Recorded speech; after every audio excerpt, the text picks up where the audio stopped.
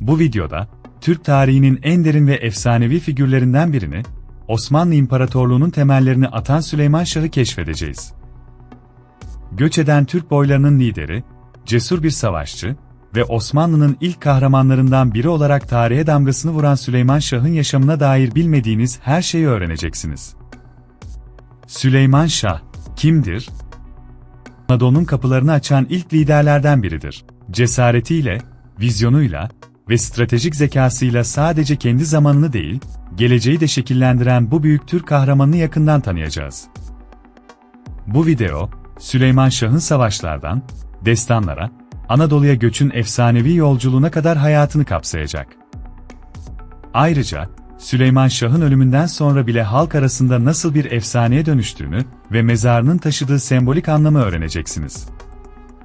Hazır olun, çünkü bu video, bir kahramanın hayatının, bir milletin geleceğini nasıl değiştirdiğinin ve bir efsanenin nasıl doğduğunun hikayesini anlatıyor.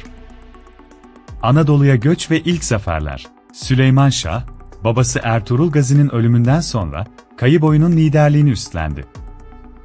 13. yüzyılın başlarında, Bizans İmparatorluğu'nun zayıflayan gücünden faydalanarak, Türkler Anadolu'ya adım atmaya başladılar.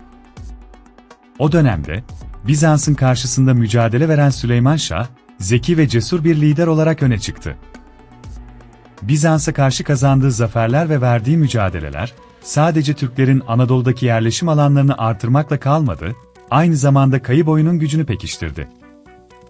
Süleyman Şah, bu süreçte pek çok zafer kazanarak, Osmanlı İmparatorluğu'nun temellerini atmıştır. Ancak onun bu zaferleri, sadece askeri başarılarla sınırlı değildi. O aynı zamanda bir lider olarak halkını bir arada tutmayı ve doğru zamanda doğru hamleleri yapmayı başaran nadir şahsiyetlerden biriydi. Süleyman Şah'ın ölümü ve sonrasında yaşanan olaylar. Süleyman Şah'ın ölümüne dair anlatılanlar, tarih kadar efsanevi.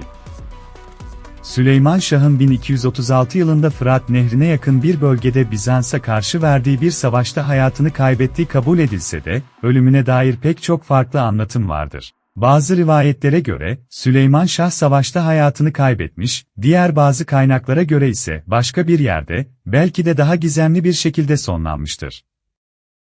Ancak Süleyman Şah'ın ölümünden sonra halk arasında bir efsane doğmuştur. O sadece bir kahraman değil, aynı zamanda bir simge haline gelmiştir. Türkler için, onun adı cesaret ve liderlikle özdeşleşmiştir. Bu efsanevi liderin mirası, sadece askeri zaferlerle değil, halkının ona duyduğu sevgi ve saygı ile de güçlenmiştir. Süleyman Şah'ın mezarı ve anısı. Süleyman Şah'ın mezarı, ilk başta Türkiye sınırlarında yer alıyordu. Ancak 2015 yılında, Suriye'deki iç savaş nedeniyle Türkiye, Süleyman Şah'ın türbesini Cerablus'a taşımak zorunda kaldı. Bu taşınma, Türk hükümetinin Suriye'deki operasyonları sırasında gerçekleştirilmişti. Bugün, Süleyman Şah'ın türbesi, Türk milletinin tarihindeki bu önemli kahramana duyduğu saygıyı simgeliyor ve aynı zamanda Türk milletinin cesaretinin bir sembolü haline gelmiştir.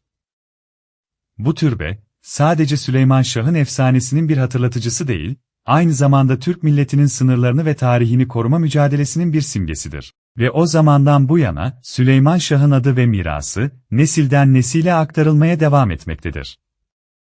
Süleyman Şah'ın efsanevi mirası. Süleyman Şah, yaşamı boyunca büyük bir kahramanlık serüveni yazmış, ölümünden sonra ise efsaneleşmiştir. O sadece bir asker ya da komutan değil, Türk milletinin kaderini değiştiren bir figürdür. Süleyman Şah'ın hayatındaki derinlikler, sadece Anadolu'nun fethini değil, aynı zamanda bir milletin bağımsızlık ve özgürlük mücadelesini de simgeliyor. Onun mirası, Osmanlı İmparatorluğu'nun kuruluşunun önünü açmış, büyük bir imparatorluğun doğmasına zemin hazırlamıştır. Osmanlı İmparatorluğu, Süleyman Şah'ın verdiği ilhamla büyüdü ve dünyaya hükmetmeye başladı.